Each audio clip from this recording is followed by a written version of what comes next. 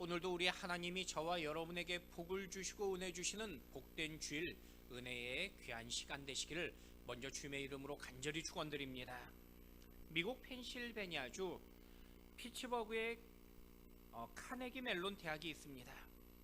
지금은 고인이 되셨지만은 랜디 포시라는 컴퓨터 공학 교수이며 과학자가 있었습니다.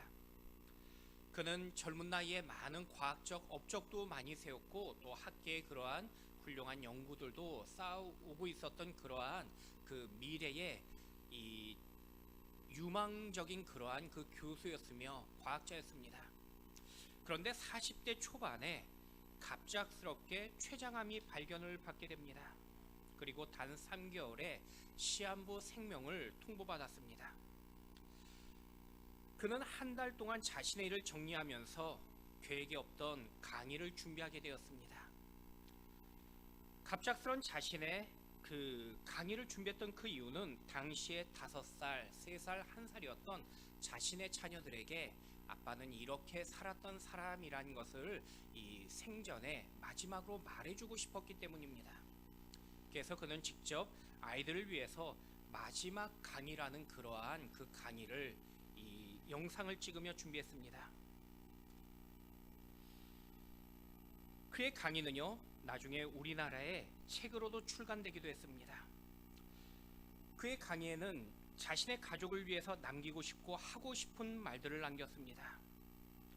그의 강의 속에 이런 마지막 그의 이야기가 있습니다.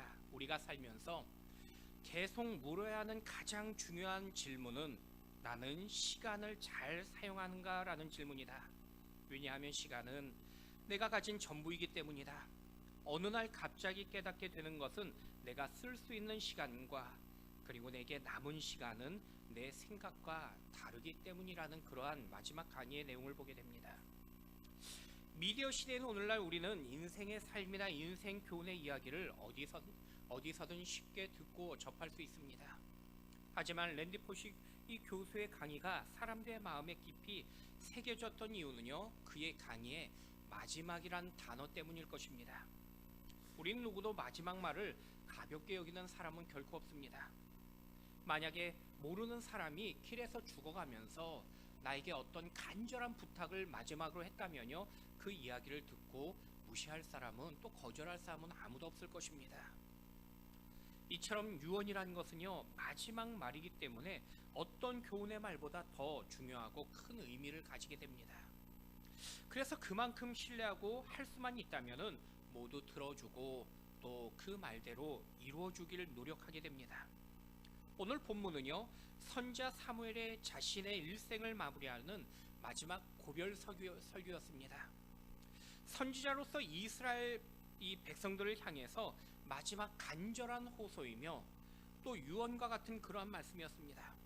그래서 사무엘상 12장은요, 사무엘 선지자가 이스라엘 백성들을 향해서 꼭 전하고 싶은 그 메시지를 그는 오늘 본문을 통해 말씀하고 계신 것입니다.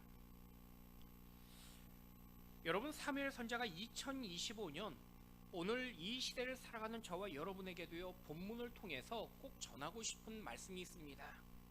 특별히 이 시간에 저는 본문을 통해 우리 베델교회가 주님의 말씀을 듣고 또한 이 사무엘 선지자의 말씀이 우리에게 믿음의 깨달음이 될 수 있는 복된 은혜의 시간이 되길 축원드립니다. 그렇다면 본문을 통해서 오늘 우리에게 주시는 교훈의 말씀은요, 어떤 말씀을 말씀하고 계실까요? 첫 번째는요, 하나님 앞에 한결같은 충성을 우리에게 다시 한번 말씀하고 계십니다. 우리 2절 말씀 같이 한번 읽어보도록 하겠습니다. 이제 왕이 너희 앞에 출입하느니라. 보라, 나는 늙어 머리가 희어졌고 내 아들들도 너희와 함께 있느니라. 내가 어려서부터 오늘까지 너희 앞에 출입하였거니와. 사무엘 선지자의 어머니는 한나입니다. 근데 사실 한나가 결혼하고 쉽게 아들을 얻었던 여인이 아니었습니다. 오랫동안 아들을 얻지 못하고 자녀 없음으로 인하여 큰 서러움과 아픔을 당했던 여인이 한나였습니다. 얼마나 그 마음이 아프고 힘들었는지 어느 날 하나님께서 그에게 은혜를 베푸셨을 때 그는요, 너무나 큰 기쁨을 그는 감격하며 그 주실 아들을 하나님의 성전에 드리겠다라고 서원했던 그러한 그 여인의 고백을 보게 됩니다. 여러분, 내가 낳고 내가 얻은 아들이었지만은 한나는 자신이 직접 기르지 않고 하나님의 성전의 제사장들에게 맡겨 기르겠다고 그 아들을 얻었을 때 서원했었습니다. 그런데 사실 아들이 없을 때 했던 이야기입니다. 오랫동안 아들이 없었던 한나가 하나님께서 진짜 아들을 주시면요, 앞으로 내가 갚겠다라는 그런 서원 기도였습니다. 사실 우리도 비슷한 서원 기도를 할 때가 많이 있습니다. 내가 좋은 직장을 얻으면 하나님 앞에 11조가 아니라 10의 절반까지도 내가 드릴 것이라고 그렇게 서원합니다. 그런데 사실 그 기도를 보면요, 그만큼 간절했던 것입니다. 그런데 기적처럼 정말 좋은 직장이 되었을 때 대부분 지난날의 서원을 잊어버릴 때가 많이 있습니다. 왜냐하면 그때는 없었고 지금은 있기 때문이라고 말합니다. 여러분, 지금 한나의 입장에서도요, 오랫동안 아들이 없었습니다. 어차피 없는 것이기 때문에 없는 셈치고 주시면은 드리겠다고 그때는 말할 수 있었습니다. 그런데 진짜 하나님께서 아들을 주십니다. 막상 어렵게 얻은 아들이 바로 이 사무엘이었습니다. 아들을 얻었던 이 한나에게 어쩌면 자기의 생명보다 더 귀한 이 어린 아들을 성전에 드린다는 그 사실은요, 결코 지키기가 어려웠던 그러한 서원이었을 것입니다.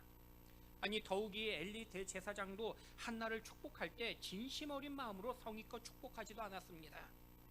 그런 과거를 말하면서 그때 내가 했던 서원은 무효라고 그렇게 주장할 수도 있었을 것입니다.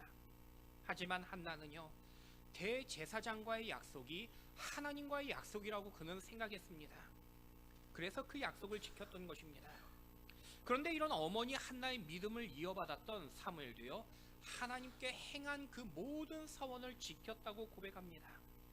사무엘 선지자는요, 한순간도 하나님을 떠나거나 또 하나님의 뜻을 거슬렸던 적이 없기 때문입니다.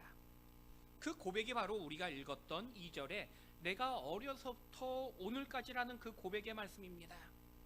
바로 한결같은 충성을 그는 했다라고 고백하고 있는 것입니다. 여러분, 사람이 한결같다라는 말처럼 지키기 어려운 말은 없습니다. 저는 지금도 가장 존경하는 분들은요, 늘 한결같은 모습의 분들입니다. 초심을 잃지 않고 수년이 아닌 수십 년을 동일하게 주어진 자리를 지키는 분들을 볼 때에 참 그분들 보며 존경한 마음을 가지게 됩니다. 사실 모든 일의 과정에서 시작과 마지막이 똑같기는요, 결코 쉽지 않기 때문입니다. 간혹 아이들 중에 공부 못한 아이들하고 공부 잘한 아이들의 여러 가지 그 특징들을 발견하게 됩니다. 그런데 그 가장 큰 특징은요, 공부 못하는 아이들은 늘 시험 한 주 전에 후회하기 시작합니다. 내가 조금만 더 일찍 공부를 준비하면서 시작했다면은 좋았을 텐데 라는 후회의 마음으로 한 주를 보냅니다. 하지만 시험이 끝나면은 방금 했던 후회나 생각을 잊어버립니다. 그냥 시험이 끝났다는 것에 그 초점을 두고 모든 공부에 대한 부담도 잊어버린 것입니다. 그리고 시간이 흐르고 다시 시험 보기 한 주 전이 되면요, 똑같은 마음으로 조금만 더 나에게 시간이 있었으면이라는 그런 후회의 마음을 가지게 됩니다. 똑같은 말을 되풀이하는 것입니다. 그래서 사실 공부를 못하는 것이 아니라 대부분 보면은 공부를 안 해서 못한 것입니다. 그런데 공부 잘하는 아이들은요, 늘 시험과 무관하게 공부합니다. 지금 하지 않으면은 언젠가는 후회할 시간이 올 것을 그 아이들은 알기 때문입니다. 여러분, 신앙생활도 마찬가지입니다. 성숙한 신앙의 성도는요, 시험이 오나 시험이 오지 않나 동일하게 자신의 자리를 지킵니다. 하지만 어린아이와 같은 성도는요, 열심히 봉사하겠다고 말하고요, 또 열심히 예배드리겠다고 말합니다. 하지만 작은 시험이 찾아와도 하던 봉사를 포기하고 예배의 자리를 지키지 못합니다. 그리고 세상에서 방황하다가 감당치 못하는 시험이 찾아오고 고난이 찾아오면은 그 순간 하나님 앞에 다시 나오게 됩니다. 주님께서 은혜 주시고 기회 주시면은 열심히 다시 회복하겠다고 그렇게 서원하는 것입니다. 하지만 곧 잊어버립니다. 내가 언제 그랬냐며 쉽게 잊어버린 것이 우리의 모습이라는 것입니다. 사무엘 선자 당시에 이스라엘 백성들이 그랬습니다. 사무엘 선자의 그 시대 배경이 바로 성경의 이 앞에 등장하는 사사기란 성경입니다.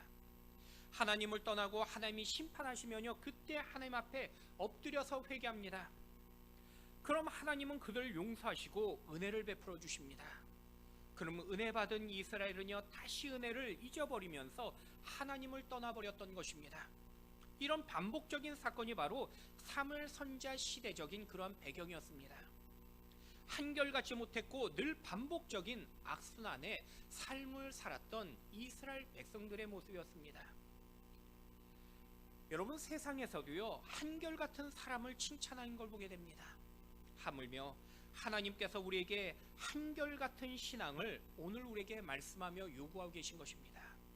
그래서 바울은요, 우리가 구할 것이 바로 충성이라고 말씀했습니다.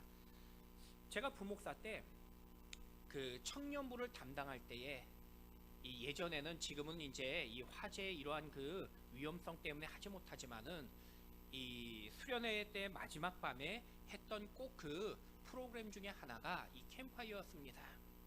근데 처음에는 몰랐는데 그 나중에 한 번은 이 부장 집사님이 저에게 이 기름을 준비하면서 휘발유뿐만 아니라 등유를 같이 준비해 온 것입니다. 저는 그 전에 늘 휘발유만 준비하는 걸 보았는데, 이 집사님이 등유를 준비했길래 등유를 어디다 쓰려고 준비했냐 물어봤더니, 먼저 나무를 쌓고 등유를 먼저 적셔 놓고 그 다음에 불을 붙이기 전에 그때는 휘발유를 뿌리고 불을 붙이면은 이 휘발유 때문에 잠깐 불에 붙고 끝난 것이 아니라 등유로 인해서 불이 지속될 수 있다는 그런 이야기를 해준 것입니다. 제가 그 이야기를 들으면서 깨달은 것이 있습니다. 교회도요, 처음 분위기를 반전시키는 휘발유 같은 그런 성도들이 필요합니다. 하지만은 모두가 휘발유와 같아서는 안 된다는 것입니다. 반짝한 성도뿐만 아니라 등유같이 늘 자신의 자리를 지키는 그런 성도들이 더 많이 있을 때에 그 교회는 건강한 교회가 될 수 있다는 것입니다. 여러분, 참된 충성이란 말은요, 잠시 불덩이처럼 되어서 열심히 반짝하는 휘발유와 같은 그런 모습만이 아니라는 것입니다. 오력구준이 맡겨진 일을 충성한 사람이 성경은 우리에게 진짜 충성된 사람이라고 우리에게 말씀하고 계십니다. 그래서 다윗도요, 이런 고백을 했습니다. 시편 71편 17절과 18절 말씀 같이 한번 읽어보도록 하겠습니다. 하나님이여, 나를 어려서부터 교훈하셨으므로 내가 지금까지 주의 기이한 일들을 전하였나이다. 하나님이여, 내가 늙어 백발이 될 때에도 나를 버리지 마시며 내가 주의 힘을 후대에 전하고 주의 능력을 장래의 모든 사람에게 전하기까지 나를 버리지 마소서. 여러분, 오늘 사무엘은요, 지난 날을 돌아보면서 내가 어려서부터 오늘까지라고 고백하며 그는 한결같은 그런 그 믿음의 충성을 고백하고 있는 걸 보게 됩니다. 옛날에 내가 열심히 했다고 그렇게 말하지 않습니다.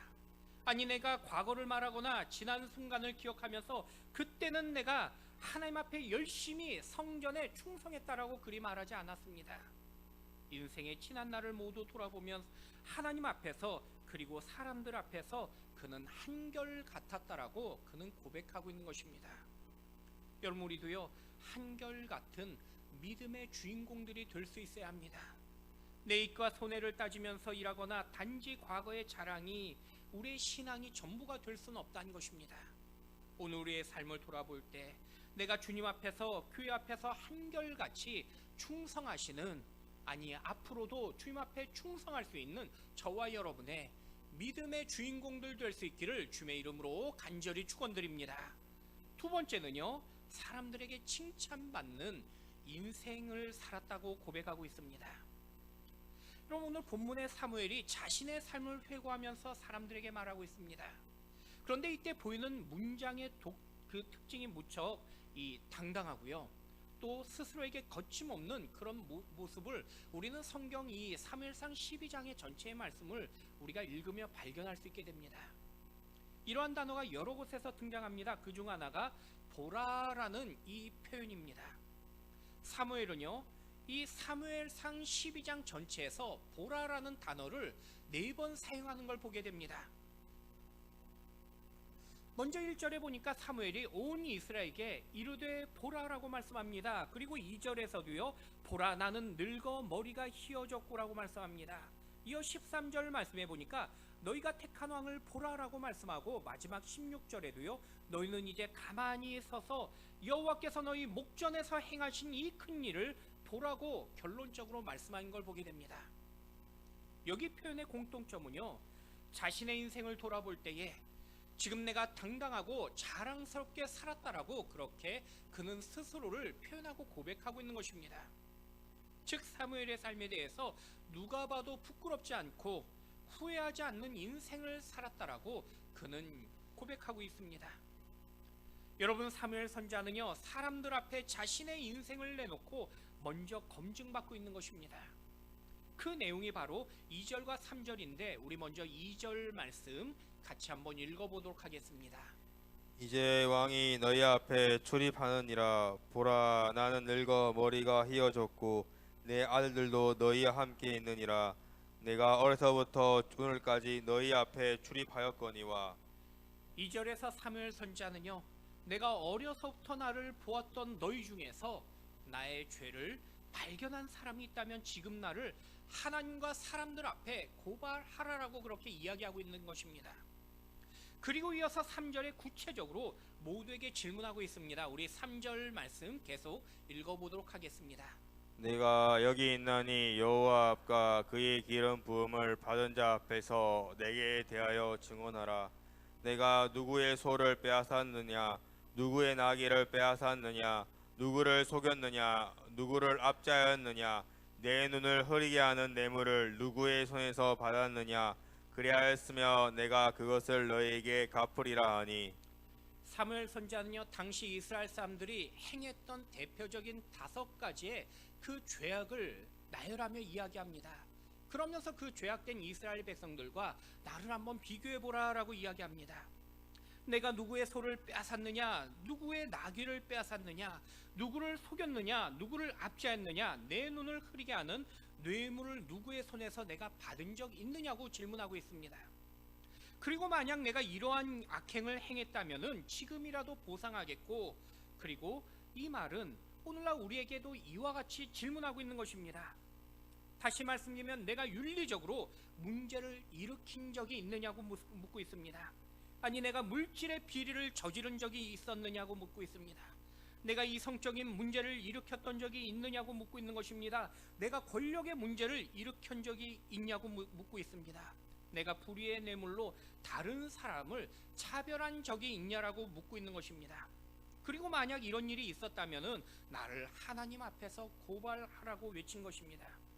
그러자 이 질문을 들었던 이스라엘 백성들이 이렇게 외칩니다. 우리 4절 말씀 같이 한번 읽어보도록 하겠습니다. 그들이 이르되 당신이 우리를 속이지 아니하였고 압제하지 아니하였고 누구의 손에서든지 아무것도 빼앗은 것이 없나이다 아니라.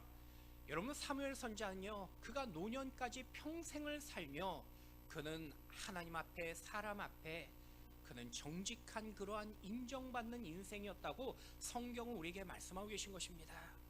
그래서 공개적으로요, 자신의 인생에 대하여 당당하게 말하며 그리고 고백할 수 있었던 것입니다. 여러분, 오늘날 한국교회에 또 많은 주변의 교인들 가운데 세상적으로 사람들에게 부끄러운 일로 인하여 인정받지 못하는 그러한 이야기들을 들을 때가 얼마나 많은지 모릅니다. 그러나 오늘 성경은요, 우리에게 세상에서도 우리가 죄로 인하여 부끄러움 없는 인생이 되어야 한다고 말씀하고 계십니다. 여러분의 삶이 모든 사람에게 칭찬받고 인정받는 그리스도인이 될 수 있길 축원드립니다. 오늘날 공적 영역에서 사람의 일생을 평가하고요, 또 제보는 그러한 제도가 있습니다. 바로 공직자 인사청문회라는 제도입니다. 지난 2000년도 김대중 정부에서부터 우리나라에서 공식적으로 임명직 고위공직자에 대하여 국민에게 이 검증받겠다고 이 입법 취지의 이 목적으로 만든 그런 제도였습니다. 그런데 오늘 25년이 지난 이 시점까지요, 공직자 인사청문회를 할 때마다 매번 국민들이 깜짝 놀라고 그리고 이 마음의 실망을 가지게 됩니다. 그 이유는 대한민국 지도자들의 이 불법에 놀랐고 또 모두가 다 그렇게 산다라고 변명하는 그들의 이야기에 더 큰 실망을 가지기 때문입니다.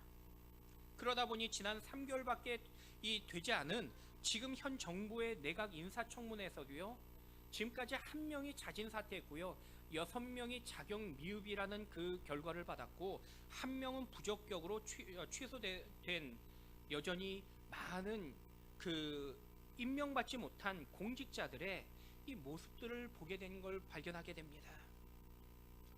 여러분, 내가 다른 사람들이 볼 때에 저분은 참 훌륭하게 살았다라고 인정받을 수 있다는 것이 얼마나 그리스도인으로서 큰 복이며 기쁨이 되는지 모릅니다. 여러분은요, 분명 다른 사람들에게 우리가 인정받는 사람이 먼저 돼야 한다는 것입니다. 내가 지난 날을 돌아보며 내 인생의 모습이 다른 사람들에게 인정받는 우리의 삶을 살아올 수 있어야 했다는 것입니다.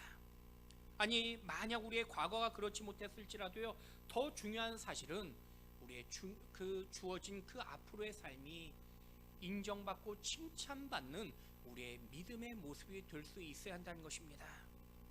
여러분, 내가 살아가는 삶으로 인하여 다른 사람들에게 기쁨이 되어지고 유익이 되어지며 또 저와 여러분의 그 믿음의 모습이 칭찬의 모습이 될 수 있는 모범된 그리스도인이 되시기를 우리 주님의 이름으로 간절히 축원드립니다. 마지막 세 번째는요, 하나님께 더 나아가 인정받는 인생들이 되어야 함을 말씀하고 계십니다. 여러분, 우리 인생이 사람들에게 존경받고 인정받는 거 중요하죠. 하지만 세상에서 다른 사람들이 볼 때 착한 사람, 또 훌륭한 사람이 얼마나 많은지 모릅니다. 인격적으로 좋은 그런 사람들도 많이 있습니다. 만약 사무엘이 단지 훌륭하고 그저 좋은 사람이었다면은 사실 성도로서는 큰 의미가 없는 것입니다. 하지만 사무엘 선지자는요, 자신을 돌아보며 가장 중요했던 한 가지를 우리에게 말씀하며 고백하고 있습니다. 그것은 바로 하나님께서 사무엘의 인생을 지켜주셨고 축복하셨다라는 그 증언의 고백이었습니다. 우리 5절 말씀 같이 한번 읽어보도록 하겠습니다. 사무엘이 백성에게 이르되 너희가 내 손에서 아무것도 찾아낸 것이 없음을 여호와께서 너희에게 대하여 증언하시며 그의 기름 부음을 받은 자도 오늘 증언하느니라 하니 그들이 이르되 그가 증언하시나이다 하니라. 여러분, 오늘 사무엘은요, 하나님이 나의 인생의 증언자라고 그렇게 고백하고 있습니다. 내 인생의 마지막 재판정에서 내가 정직하였고 최선의 삶을 살았다는 그것을 주님께서 이미 알고 계시며 그리고 나를 향해 증언해 주신다고 그는 고백하고 있는 것입니다. 여러분, 사무엘 선지자가 잘 살았다고 고백할 수 있는 이유는요, 바로 하나님이 증명해 주셨고 또 하나님이 나를 보증해 주시는 삶을 살았기 때문이라고 그는 고백하고 있는 것입니다. 그것이 바로 사무엘에게 가장 큰 축복이라고 사무엘은 오늘 마지막 고백 속에 말씀하고 있습니다. 그럼 우리도 잘 사는 인생들이 되어야 하는 것입니다. 그런데 사람들은요, 잘 산다는 표현을 우리의 생각과 좀 다르게 말할 때가 많이 있습니다. 흔히 주변 친구가 벤츠 자동차의 좋은 아파트에 살고 있으면요, 야, 저 친구 참 잘 산다라고 말하는 걸 듣게 됩니다. 하지만 사실 생각해보면요, 그 말은 틀린 말입니다. 좋은 차와 좋은 집을 가진 것을 부자라고 말하는 것은 맞는 말입니다. 하지만 잘 산다는 것은요, 사실은 틀린 말이라는 것입니다. 단지 부자라고 모두가 잘 사는 것은 아니기 때문입니다. 여러분, 잘 산다는 말은요, 반드시 세상의 물질과 연관된 단어는 아니라는 것입니다. 그런데 우리는 돈이 없고요, 월급이 적으면은 나는 못 산다고 그렇게 말해버립니다. 하지만 사실 돈이 없다고요, 반드시 못 사는 인생은 또 아니라는 것입니다. 단지 가난한 것뿐입니다. 여러분, 가난해도요 잘 살 수 있습니다. 반대로 부자이지만은 못 살 수도 있다는 것입니다. 잘 사는 인생, 못 사는 인생은 단지 지금의 통장 잔고나 내 집 평수가 또 그 가격으로 평가받을 수 있는 것이 결코 아니라는 것입니다.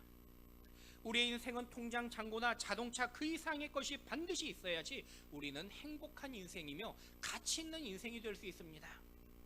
그것이 진짜 잘 사는 비결이 되는 것입니다. 그런데 그것이 없다면요, 아무리 돈이 있고요, 또 내가 부자일 뿐이지 잘 사는 것은 결코 될 수 없는 것입니다. 사무엘 선지자는요, 마지막으로 인생의 행복이 보장한 것이 무엇인지를 우리에게 가르쳐주며 말씀하고 있는 것입니다. 그것은 바로 하나님께서 내 인생을 잘 살았다라고 증언해 주신 그 인생이 바로 잘 산 인생이라고 가르쳐주고 계신 것입니다. 바로 하나님이 잘 살았다라고 잘했다라고 칭찬해 주시는 그 인생이 바로 행복한 인생이며, 그리고 잘 살았던 인생이라고 그는 고백하고 있습니다. 여러분, 만일 나의 월급이나 통장 또는 집 크기가 내 인생의 행복을 결정한다면요, 아무리 시간이 지나도요, 우리는 진정한 행복을 우리는 경험할 수 없게 될 것입니다. 그래서 우리는 인생의 목표를 바꿔야 되는 것입니다. 우리의 인생은 자동차 크기와 자동차 같은 그런 모습을 볼 때가 많이 있기 때문입니다. 기름을 태우며 엔진에 힘을 다해서 열심히 달려가는 모습과 그 자동차 같은 우리의 인생입니다. 하지만 아무리 열심히 달려도요, 내비게이션에 따라서 운행하지 않으면요, 결국 나중에는 잘못된 길에 그리고 도착할 수밖에 없게 됩니다.